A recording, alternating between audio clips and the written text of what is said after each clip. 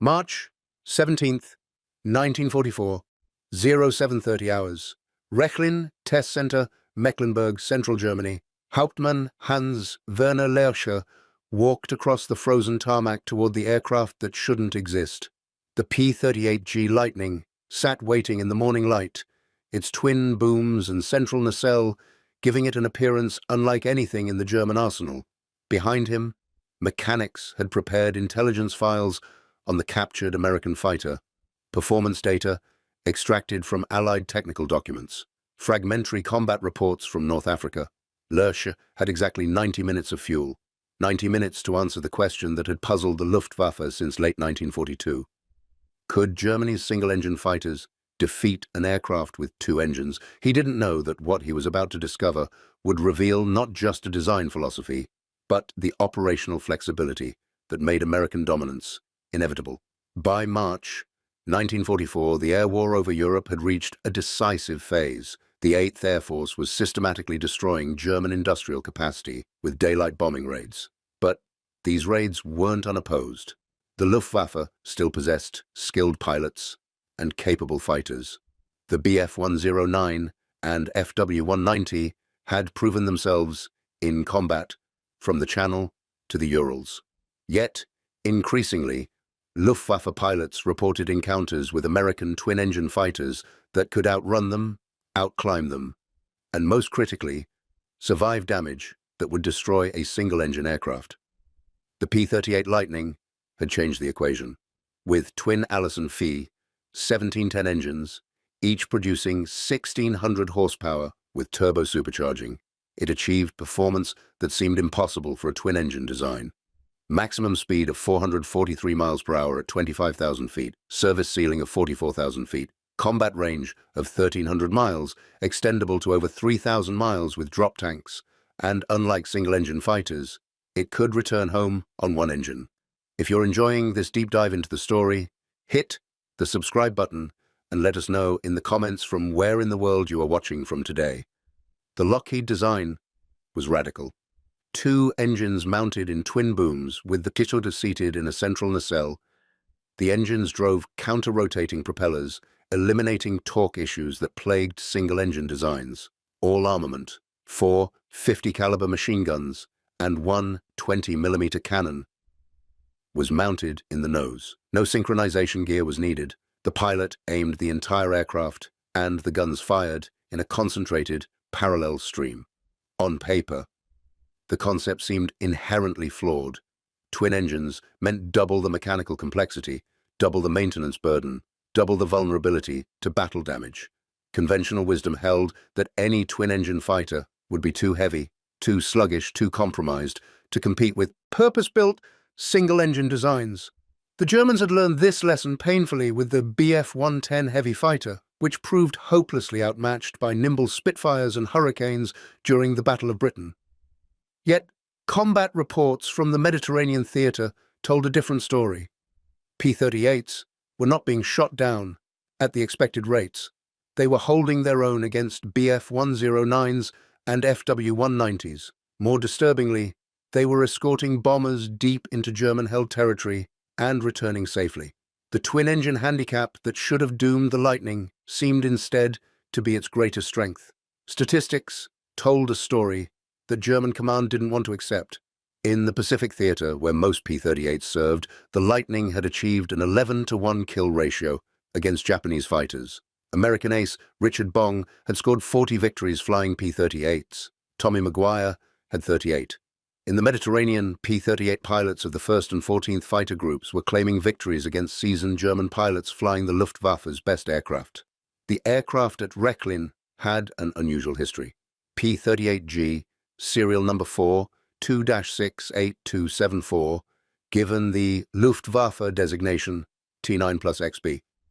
It had been captured in June 1943 when its pilot, disoriented during a mission over the Mediterranean, landed on Sardinia thinking he'd reached Allied-held Sicily. Italian forces secured the aircraft intact and flew it to Guidonia Airfield for evaluation. When Italy surrendered in September 1943, German forces seized the testing facility and all captured Allied aircraft. The P-38 was transported to Rechlin in October.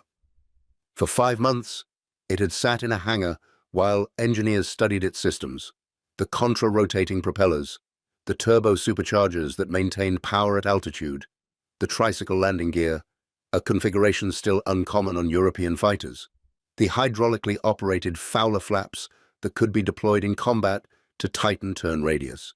Every component represented design choices that differed fundamentally from Luftwaffe doctrine. Hans-Werner Lerche understood this context better than most. At 30 years old, he was one of Germany's most experienced test pilots. Since 1942, he had served at Rechlin, the Luftwaffe's primary testing facility, evaluating every captured Allied aircraft that fell into German hands. He had flown over 60 different types: British Spitfires, Typhoons, Mosquitoes, American P-47 Thunderbolts, Soviet Yak fighters, and Il-2 Sturmovik attack planes. His reports were clinical, detailed, and unflinchingly honest. He documented not just performance figures, but tactical implications. When he found Allied designs superior to German equivalents, he said so, regardless of how the assessment would be received by Luftwaffe command. This honesty had earned him respect among pilots, but suspicion among bureaucrats who preferred politically convenient conclusions to uncomfortable truths. The Lightning represented his most challenging evaluation yet. Unlike single-engine fighters, which shared common design principles across all air forces, the P-38 embodied a completely different philosophy. 2 engines meant redundancy, but also complexity. Heavy firepower meant devastating effect, but also weight. Long range meant operational flexibility, but also fuel consumption. Every advantage carried a corresponding cost. The question was whether the trade-offs created a fighter that was tactically effective or merely theoretically interesting. Rechlin Test Center occupied a sprawling complex on the shores of Lake Müritz in Mecklenburg. It was Germany's equivalent to Wright Field in Ohio, a technical proving ground where aircraft performance was measured with scientific precision. By March 1944, Allied bombing had damaged portions of the facility, but the runways and primary testing equipment remained operational. The night before the test, Lerche reviewed every piece of intelligence available on the P-38. The technical manual captured with the aircraft provided detailed specifications, engine management procedures, flight envelope limitations, emergency procedures for single-engine operation. The manual's thoroughness impressed him. American technical documentation was exhaustive, assuming pilots needed comprehensive information rather than simplified instructions. Combat reports from the Mediterranean theater were less systematic, but more revealing. German pilots described P-38s attacking from high altitude, diving through bomber formations, then climbing back to safety before interceptors could engage. The Lightning's speed and climb rate allowed it to dictate engagement terms. It fought when conditions favored it. It disengaged when threatened. This flexibility was unprecedented. One report from Jagdgeschwader 77 in North Africa was particularly detailed. The unit commander, Johannes Steinhoff, described encounters with P-38s during late 1942. His assessment: the Lightning's turn radius at medium altitude is surprisingly tight, tighter than the Bf-109. It is faster in level flight and much faster in a dive. Our only advantage is initial acceleration and roll rate, but these advantages are tactical, not decisive. A well-flown P-38 can avoid situations where these factors matter. Another report from Hauptmann Horst Petschler of JG-3 was equally concerning. At higher altitudes, the P-38 is faster and can outturn both the FW-190 and the Bf-109. It is faster in a dive, likely due to heavier weight. American pilots are well-trained and aggressive. Our instructors stressed exploiting the blind spot below and behind the tail. The P-38's biggest tactical weakness is that it can be identified from long distances. Many are left in aluminum finish, which makes them visible, though we suspect this is intentional to reduce drag. The reports contained a pattern. German pilots weren't dismissing the Lightning as inferior. They were documenting tactical adjustments, necessary to survive encounters with it. This was the reaction to a genuinely threatening opponent, not a flawed design that could be easily defeated. Lerche's test plan was methodical. He would fly the P-38 through its entire performance envelope, systematically evaluating every characteristic that mattered in combat. Speed tests at various altitudes, climb rate measurements from sea level to ceiling, dive. Performance and recovery characteristics, turn performance at different speeds and altitudes, energy retention in vertical maneuvers, gun platform stability, single-engine handling. The test would take 90 minutes, limited by internal fuel capacity. Every minute had to yield usable data. He understood the stakes. The P-38 represented American design philosophy made tangible. If it proved effective, despite violating German tactical doctrine, it meant the Luftwaffe's assumptions about fighter design were incomplete. More critically, if a twin-engine fighter could compete with or exceed single-engine performance, it suggested American industrial capacity could produce capable aircraft faster than Germany could respond. At 07:15 hours, he began his pre-flight inspection. The P-38's size was immediately striking. Wingspan of 52 feet, significantly wider than the 32-foot span of a Bf-109. Length of 37 feet 10 inches, empty weight of 12,780 pounds, nearly double the 6,600-pound weight of a Bf-109G. Everything about the Lightning was larger, heavier, more substantial. Yet, despite the size, the design was elegant. The twin booms housed not just engines, but also main landing gear, turbo superchargers, radiators, and fuel tanks. The central nacelle was compact, containing only the cockpit and weapons bay. The configuration distributed weight efficiently, keeping the center of gravity stable across a wide range of fuel loads. The engines were the heart of the design. Each Allison Phoebe 17-10 produced 1,600 horsepower at 3,000 RPM, liquid-cooled, 12-cylinder, with a single-stage turbo supercharger. The superchargers maintained manifold pressure at high altitude, allowing the engines to produce nearly full power at 25,000 feet, where thin air would choke normally aspirated engines. This was the P-38's critical advantage: performance at bomber altitudes, where most German fighters struggled. The propellers rotated in opposite directions, left engine clockwise, right engine counterclockwise, as viewed from the cockpit. This cancelled asymmetric thrust and eliminated the torque rollover that plagued high-powered single-engine fighters during takeoff. The Curtiss electric constant-speed propellers were massive, 11.5 feet in diameter, hydraulically controlled, with automatic governing. At 07:30 hours, Lerche climbed the stepladder integrated into the left boom and settled into the cockpit. The seating position was high, providing excellent visibility over the nose. Instrument panel was complex, but logically organized.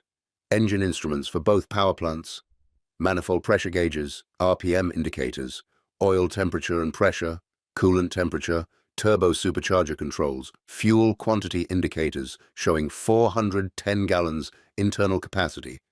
The Americans labeled everything in English, but Lerche had studied the manual thoroughly. He strapped in and began his cockpit checks. Control stick between his legs, conventional design. Rudder pedals responsive, throttle quadrant on the left console with 2 levers, 1 for each engine. Mixture controls, propeller pitch controls. The complexity was daunting, but it reflected the sophistication of the systems. Everything was controllable, adjustable, optimizable for specific flight conditions. The wheel-type yoke, rather than a traditional stick, felt strange initially. American bombers used yokes. It seemed incongruous on a fighter. But as he tested control movement, he understood the logic.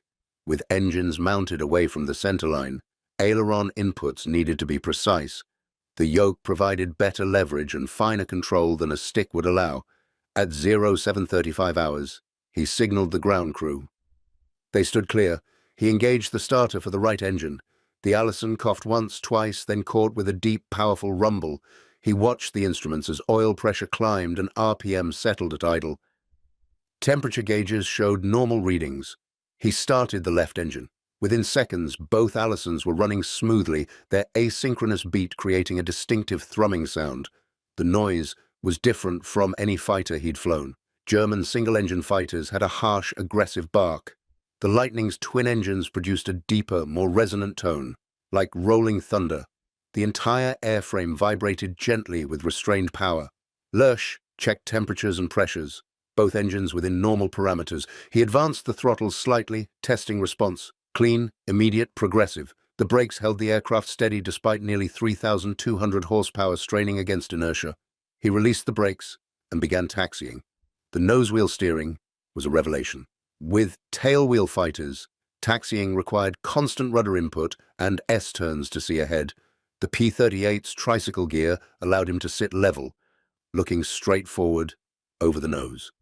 He could see the taxiway clearly, navigate precisely. It seemed like a small detail, but it fundamentally changed ground handling. No worry about ground loops, no risk of nosing over during braking. It was civilized.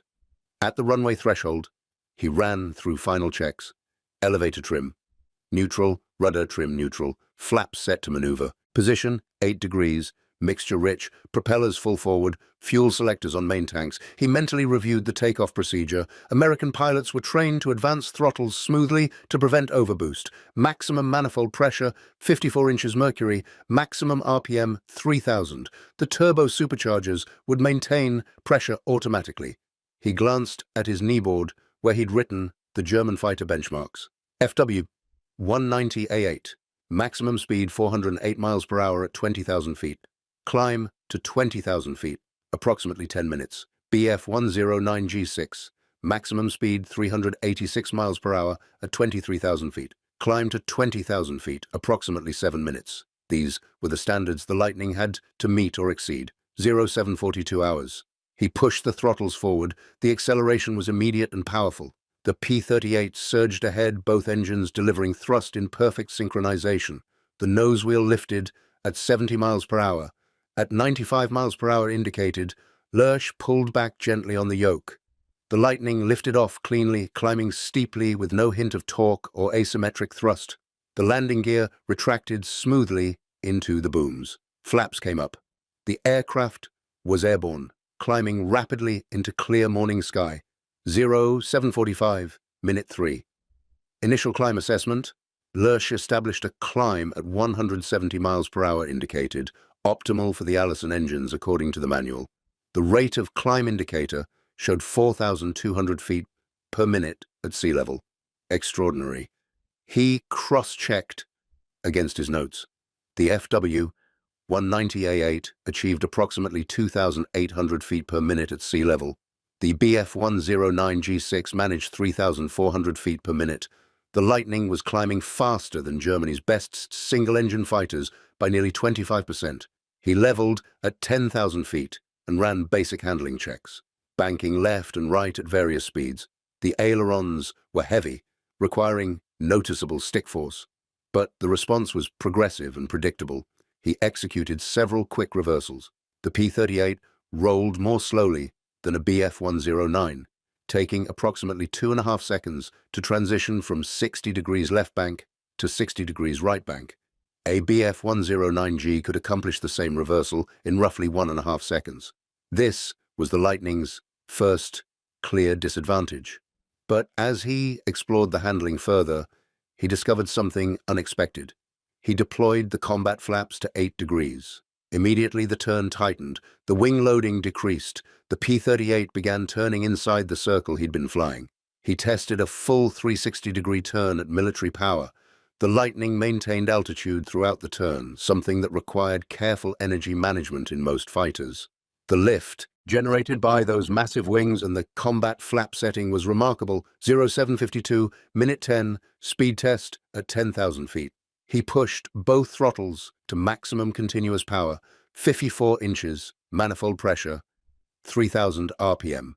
The airspeed indicator climbed steadily, 360 miles per hour, 380 miles per hour, 400 miles per hour. It settled at 412 miles per hour indicated. He checked his notes. The FW-190A8 achieved 408 miles per hour at this altitude. The P-38 was marginally faster, but not dramatically so. At low altitude, the performance was comparable, but Lerche knew this was irrelevant. Combat over Germany happened at 20,000 to 30,000 feet, where the bombers operated. He needed high-altitude performance data. 0755, minute 13. Climb to combat altitude. He pulled the nose up and established a maximum continuous climb. The Allisons roared as he passed through 15,000 feet, 18,000 feet, 20,000 feet. The turbo superchargers were working, maintaining manifold pressure as the air thinned. He watched the temperatures carefully. Oil temperatures remained stable at 85 degrees Celsius. Coolant temperatures steady at 90 degrees Celsius. The cooling system was managing the heat load efficiently. At 21,000 feet, he checked his stopwatch, 9 minutes flat from takeoff to 20,000 feet. He ran the numbers in his head. The FW-190A8 required approximately 10 minutes to reach this altitude. The Bf-109G6 needed 7 minutes. The Lightning was faster than the Fokker-Wulf but slower than the Messerschmitt. Not a dramatic advantage, but not a disadvantage either. The climb performance was competitive. 0804, minute 22, high-altitude speed test. Lerche leveled at 25,000 feet and pushed the throttles forward. This was the critical test. At this altitude, the turbo superchargers should maintain nearly full power, while normally aspirated engines would be gasping. The speed built steadily in the thin air. 390 miles per hour, 400 miles per hour, 410 miles per hour, 420 miles per hour. The needle settled at 427 miles per hour indicated. He consulted his notes. The FW-190A8 achieved 408 miles per hour maximum at 20,000 feet, but its performance degraded rapidly above that altitude. At 25,000 feet, it would be lucky to reach 380 miles per hour. The Bf-109G6 could manage approximately 390 miles per hour at this altitude.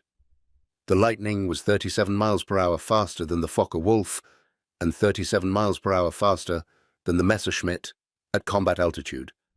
The implications hit him immediately.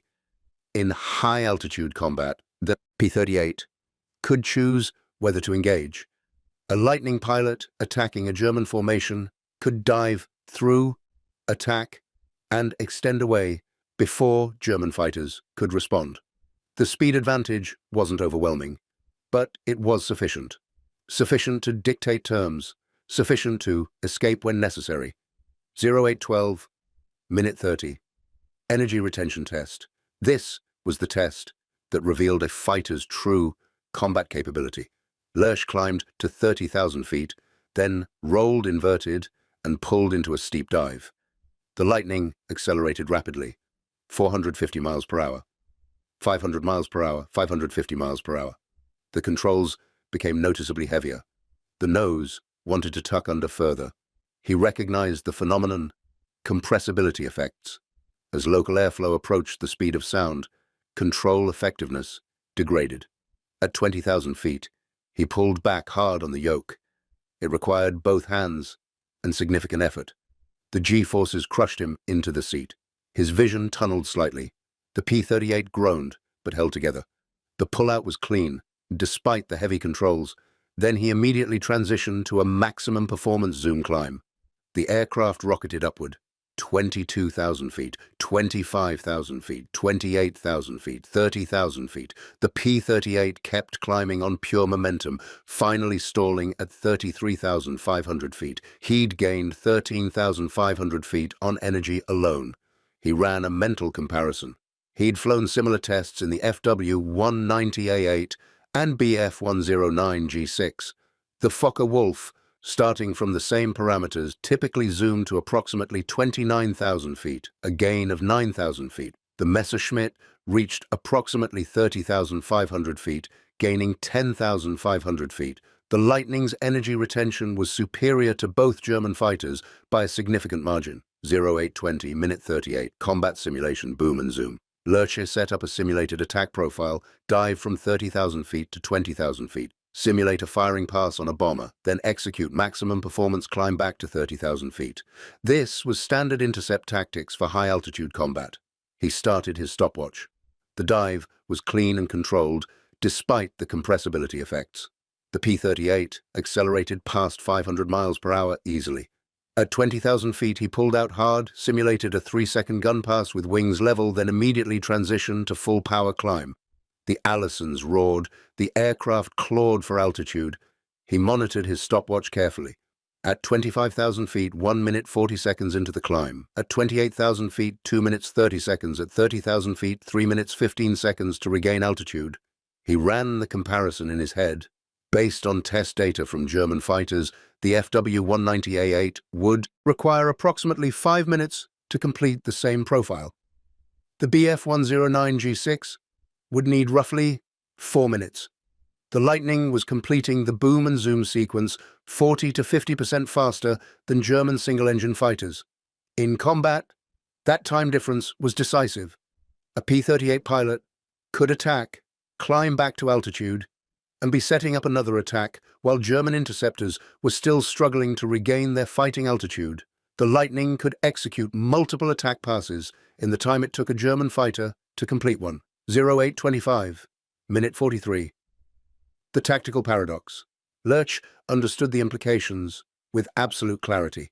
If he were flying a Bf-109 or FW-190 and encountered a formation of P-38s at altitude, what were his options?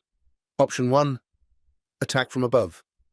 Dive on the P-38s, attempt to destroy one before they could react. But the Lightning's superior energy retention meant it could zoom, climb away, and regain altitude faster.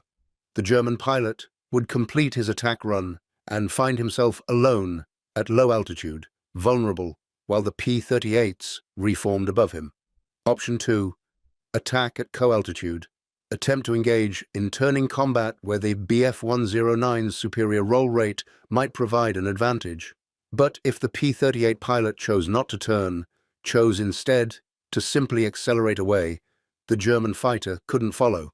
The Lightning could disengage at will, extend to safe distance, then re-engage when conditions favored it. Option 3, attack from below. Climb up toward the P-38 formation, using the Messerschmitt's superior climb rate to gain an advantageous position.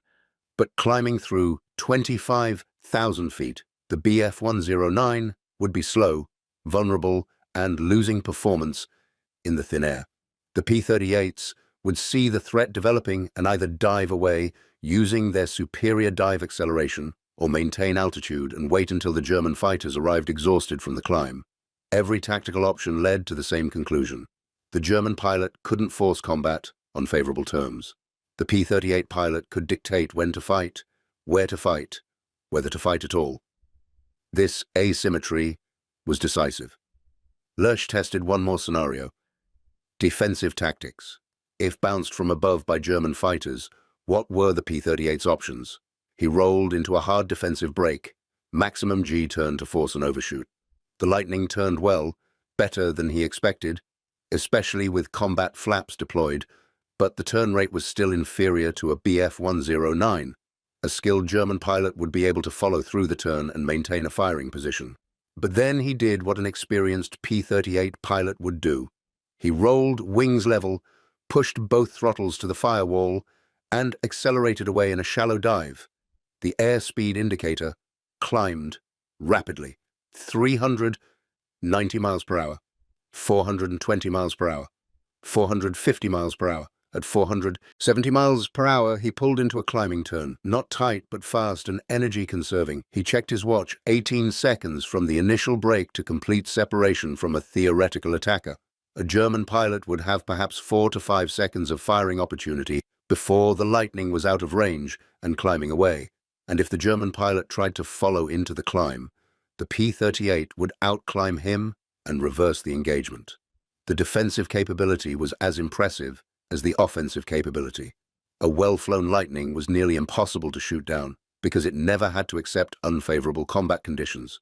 If you find this story engaging, please take a moment to subscribe and enable notifications. It helps us continue producing in-depth content like this. 0835. Minute 53. Testing weaknesses. Lerche spent the remaining fuel systematically probing for vulnerabilities. He tested slow speed handling. Below 150 miles per hour, the Lightning became sluggish. The heavy ailerons required significant force to roll.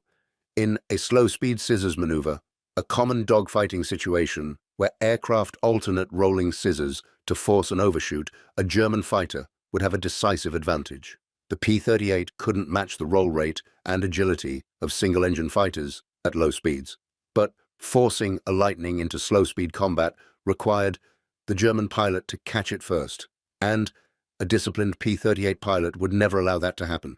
He tested stall characteristics. He pulled the nose up, bleeding off speed, waiting for the brake. At 91 miles per hour indicated, the left wing dropped sharply with little warning. The P-38 snap-rolled left before he could react. He recovered easily, but the lesson was clear. The stall was vicious and asymmetric. Don't slow down in combat. Maintain speed. Maintain energy. Use the twin-engine power advantage to stay fast. He tested visibility. The raised cockpit position in the central nacelle provided excellent forward and upward visibility. He could see clearly over the nose, scan the horizon, check above for threats. But the twin booms created significant blind spots to the rear and below. In a turning fight, a German pilot could slide into the blind spot and stay there, unseen until the firing pass. This was a genuine tactical weakness. But again, the weakness only mattered if the Lightning committed to a turning fight. A P-38 pilot who maintained speed and fought vertically would minimize exposure to these blind spots. He tested the dive characteristics more thoroughly. He pushed the nose over and let the speed build. 450 miles per hour, 500 miles per hour, 550 miles per hour. At 575 miles per hour, approximately Mach 0.7, the controls became extremely heavy. The aircraft wanted to continue pitching, nose down. Pulling out required both hands on the yoke and maximum effort. This was a real limitation. In a high-speed dive, the P-38 pilot had to plan the pull-out carefully. If he dove too steeply and built too much speed, he might not be able to recover, or he'd pull so hard he'd black out from G-forces. German pilots were briefed on this weakness. If a Lightning dived on you and you could evade the initial attack, the Lightning pilot faced a difficult recovery that might leave him vulnerable. But even this weakness was marginal. The dive acceleration of the P-38 was so good that it could afford to dive less steeply than a pursuing German fighter and still build a dangerous speed advantage.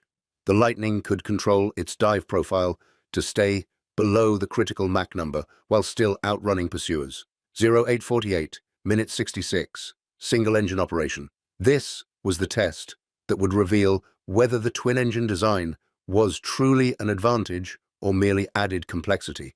At 15,000 feet, with the airfield in sight, Lerche retarded the right throttle to idle and pulled the mixture to cutoff. The right engine stopped. The propeller windmilled, then he feathered it using the propeller control.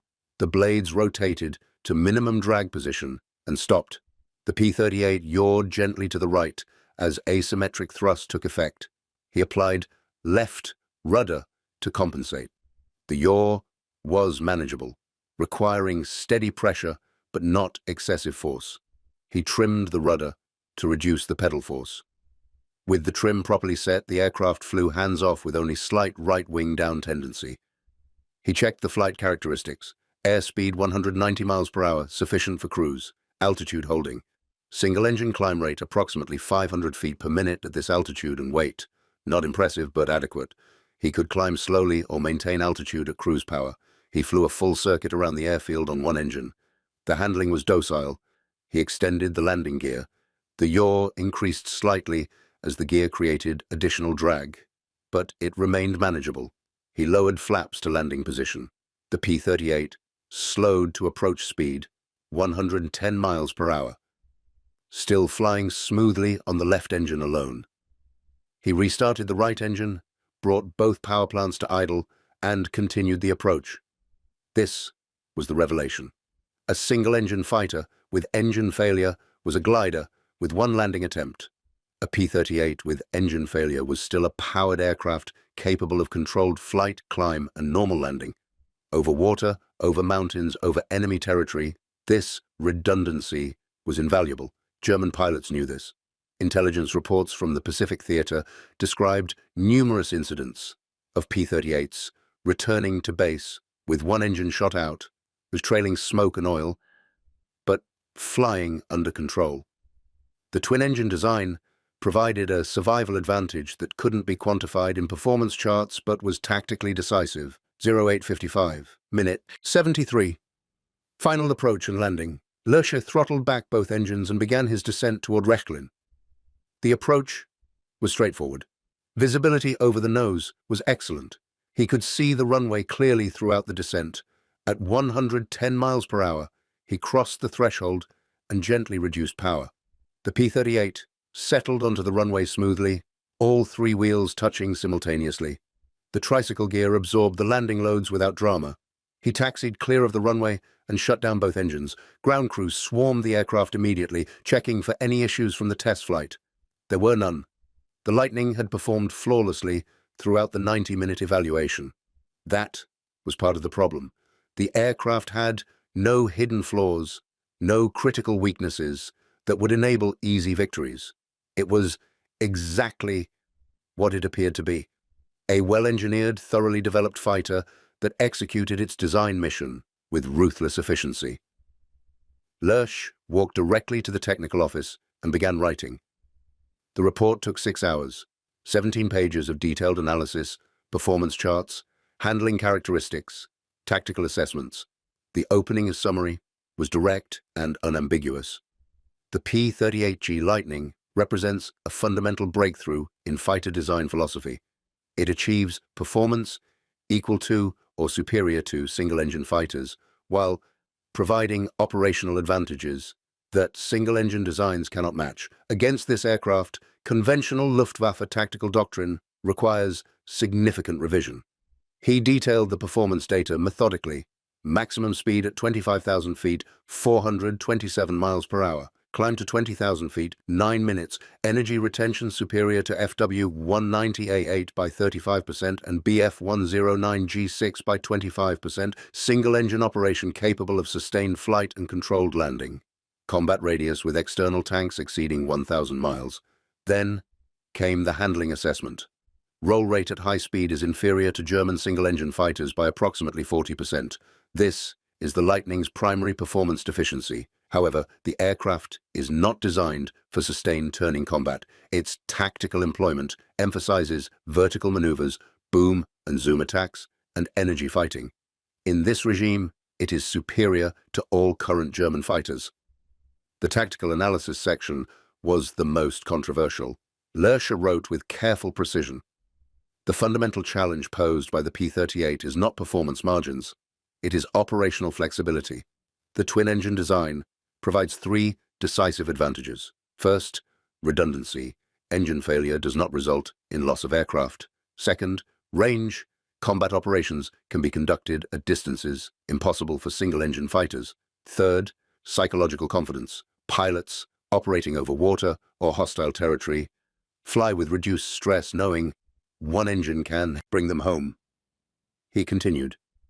These advantages combine to create an aircraft that can project power at extended range, engage on favorable terms, and disengage when threatened. The German pilot must accept combat on the Lightning's terms or abandon the intercept entirely.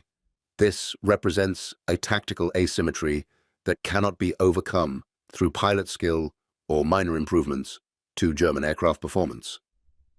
Then came the conclusion. That would be the most difficult for Luftwaffe Command to accept.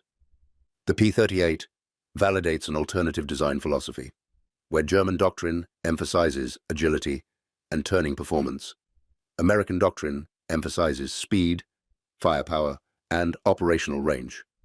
Both approaches can produce effective fighters, but the American approach scales more effectively to modern air warfare requirements. He added a final paragraph addressing the industrial implications. Intelligence estimates suggest Lockheed production exceeds 250 P-38s monthly. This is comparable to total German twin-engine fighter production, but the P-38 is a purpose-built air superiority fighter, not a compromised design adapted from other roles. It is produced in a facility immune to bombing, with unrestricted access to strategic materials, fuel, and replacement parts. Even if German pilots develop effective tactics against the Lightning, the numerical disparity makes sustained opposition increasingly difficult. Lerche submitted his report through channels on March 18th. It went first to the technical office at Rechlin, then to the Reichsluftfahrtministerium in Berlin, and eventually to General der Jagdflieger Adolf Galland. The response was measured, but telling. Unlike his earlier reports on the P-51 Mustang or F-4U Corsair, which had been immediately classified as too damaging to morale, the P-38 assessment was distributed to operational units with minimal restriction. The reason became clear as Lerche spoke with intelligence officers. The P-38 was not seen as the primary threat in the European theater. While effective, it was being supplemented and replaced by P-51 Mustangs in the escort role. The Lightning's complexity and maintenance requirements made it less suitable for European operations than for the Pacific theater. By mid-1944, most P-38 groups in the 8th Air Force were converting to Mustangs. This was true, but it missed the deeper lesson. The P-38 had proven that twin-engine fighters could compete with single-engine designs. It had demonstrated that operational flexibility, redundancy, and range could be as valuable as raw performance. It had shown that American design philosophy, emphasizing engineering sophistication and pilot survivability over simplicity and mass production, could create effective combat aircraft. The combat record validated Lerche's analysis. From March 1944 through the end of the war, P-38s in the European theater claimed approximately 600 aerial victories, while losing roughly 400 aircraft to all causes. The kill-loss ratio of 1.5 to 1 was not spectacular, but it demonstrated the Lightning was competitive with German fighters despite operating deep in hostile airspace. In the Pacific theater, where most P-38s served, the record was dramatically better. Lightning pilots claimed over 1,800 Japanese aircraft destroyed. America's two top aces, Richard Bong with 40 victories and Tommy Maguire with 38, both flew P-38s exclusively. The aircraft's long range and twin-engine reliability were perfectly suited to the vast distances and water crossings of the Pacific campaign. But the most telling statistic came from pilot preferences. In the Pacific, where pilots had access to both P-38s and P-51 Mustangs, most chose the Lightning for long-range missions over water. General George Kenney, commander of the 5th Air Force, repeatedly requested more P-38s, describing them as his favorite fighter. The twin-engine insurance was worth the extra maintenance complexity. Hans-Werner Lerche survived the war. In April 1945, as Soviet forces approached Rechlin, he flew west and surrendered to American forces. His expertise was immediately recognized. The U.S. Army Air Forces recruited him to evaluate captured German aircraft, continuing his testing career with reversed roles. After the war, Lerche wrote extensively about his experiences. His memoir, Luftwaffe Test Pilot, published in 1977, included detailed accounts of testing Allied aircraft, including the P-38 Lightning. The book became a primary source for aviation historians studying comparative aircraft performance during World War II. In interviews decades later, Lerche remained impressed by the Lightning. When asked about the P-38 versus German fighters, he said, "The Lightning was proof that twin engines need not be a disadvantage. Lockheed created an aircraft that was competitive in performance, while offering operational capabilities single-engine fighters could not match. The range alone made it invaluable.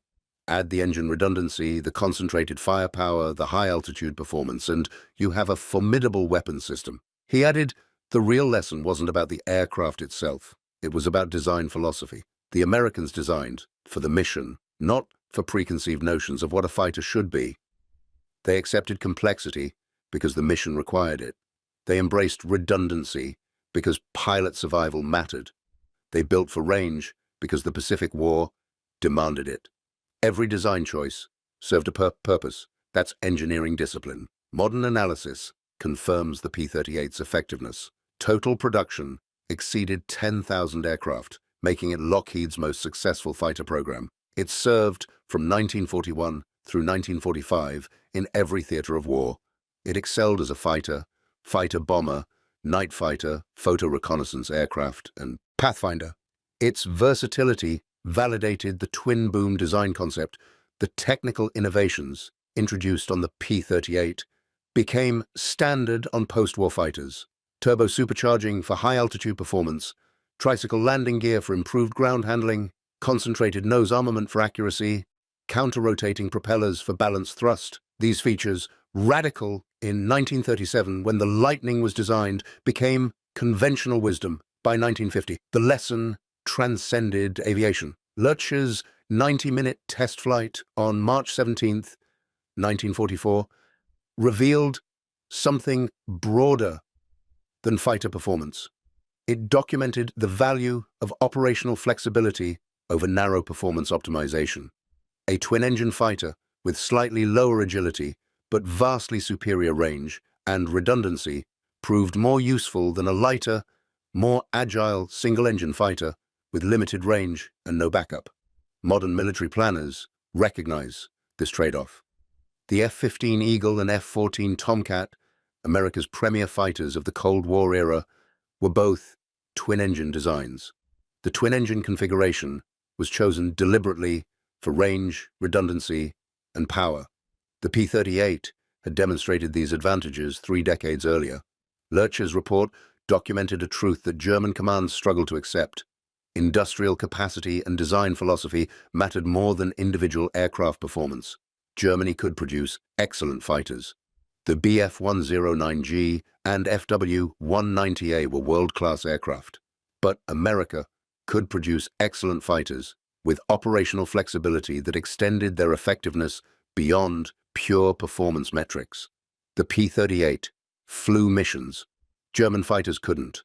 It escorted bombers to targets German fighters couldn't reach. It operated over water with confidence German pilots couldn't match. It survived damage that would destroy German fighters.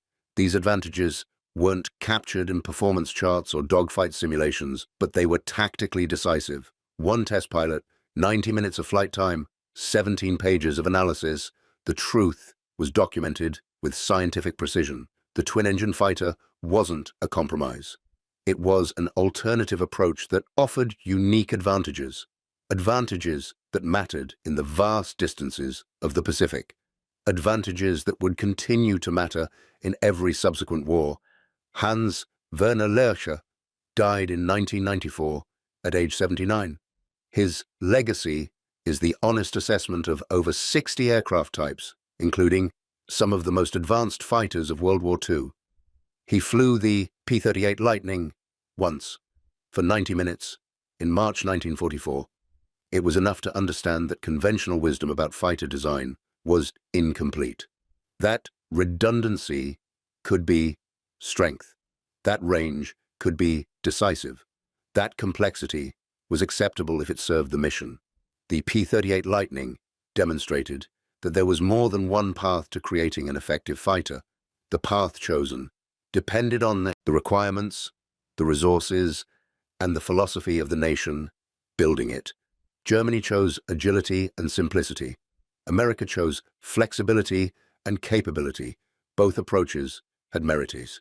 But in the global war that demanded long-range operations, extended endurance, and pilot survivability, the American approach proved more adaptable to the mission. Thank you for watching. For more detailed historical breakdowns, check out the other videos on your screen now and don't forget to subscribe.